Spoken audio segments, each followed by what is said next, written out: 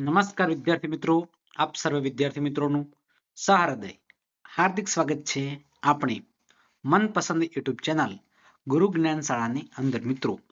મિત્રો આજે આપણે ધોરણ 4 વિષય છે પર્યાવરણ, ચેપ્ટર નંબર 14 રાજુનું ખેતર નું મિત્રો સ્વ અધ્યયન પોથીનું સંપૂર્ણ સોલ્યુશન કરવા જઈ રહ્યા છીએ.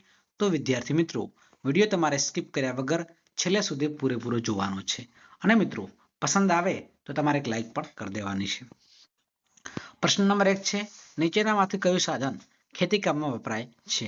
હળ પણ વપરાય છે, ટ્રેક્ટર પણ વપરાય છે, દાતરડું પણ વપરાય છે. એટલે મિત્રો ઓપ્શન નંબર ડી તમારો જવાબ રહેશે આપેલા તમામ. પ્રશ્ન નંબર 2 છે, કયા પ્રાણીનો ઉપયોગ ખેતી કામમાં થાય છે? તો ઘોડાનો ન થાય, બળદનો થઈ શકે. Option number B is right answer. Number 3 છે, જમીન પોચીને નરમ કરવા માટે કયું સાધન વપરાય છે? તો ઓપ્શન નંબર ડી છે, હળ વપરાય છે. નંબર 4 છે, પાકની લણણી માટે વપરાતું સાધન કયું છે? ઓપ્શન નંબર એ દાતરડું છે. નંબર 5 છે, ઇલ્લીજ કોના જેવું સાધન છે? તો ઇલ્લીજ એ ઓપ્શન નંબર ડી છે, દાતરડા જેવું સાધન છે. નંબર 6 છે, નીચેનામાંથી કયો પાક જમીનની બહાર થાય છે? તો મિત્રો બટાટા જમીન અંદર થાય, ડુંગળી પણ અંદર થાય, લસણ પણ અંદર થાય. તો ઓપ્શન નંબર ડી ટામેટા જમીનની બહાર થાય છે.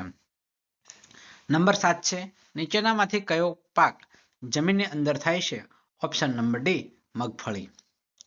નંબર 8 છે, ખેતરમાં પાકને સાથે બીજું વધારાનું ઘાસ ઉગે છે તેને શું કહે છે? ઓપ્શન નંબર એ નિંદણ કહે છે. પ્રશ્ન નંબર 9 છે, ખેતર ખેડ્યા બાદ ચાસમાં બીજ કેવી રીતે નાખવામાં આવે છે? ચોક્કસ અંતરે, પૂરતા પ્રમાણમાં. Option number D. નંબર 10 છે, આધુનિક સમયમાં ખેતર ખેડવા કયા સાધનનો ઉપયોગ થાય છે? ઓપ્શન નંબર સી ટ્રેક્ટરનો ઉપયોગ થાય છે. મિત્રો ખરા ખોટા આપણે દર્શાવવાના છે. બીજમાંથી છોડ થાય છે, વિધાન સાચું છે. પાક સાથે ઉગેલું નિંદણ દૂર કરવું જોઈએ, વિધાન સાચું છે. ડુંગળી જમીનની બહાર થાય છે, વિધાન ખોટું છે.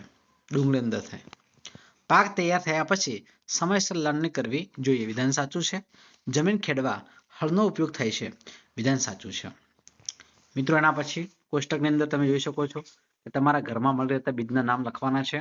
અનાજ લખ્યું છે, કઠોળ છે, તેલીબિયા શાકભાજી છે, મસાલા છે અને ફળ છે.